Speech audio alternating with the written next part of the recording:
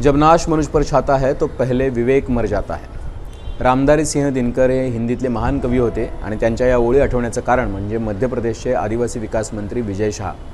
विजय शाह यांनी colonel Sofia Qureshi यांच्याबद्दल अत्यंत अवमानजनक वक्तव्य केल्यानंतर त्यांच्यावरती हायकोर्टाच्या आदेशानुसार गुन्हा दाखल करण्यात आला आहे. पण भाजपनं त्यांच्यावर कुठलीही कारवाई अद्यापपर्यंत केलेली नाही आहे. अर्थात त्यातून वाचण्यासाठीच म्हणून विजय शाह यांनी सुप्रीम कोर्टामध्ये धाव घेतली आणि सुप्रीम कोर्टाला सांगितलं की मी मिनिस्टर आहे, माझ्याकडे एक पोझिशन आहे, कमीत कमी माझ्यावरती जी कारवाई होणार आहे त्याआधी तुम्ही आदेशित करेपर्यंत ही कारवाई होऊ नये असे तरी आदेश हायकोर्टाला द्या.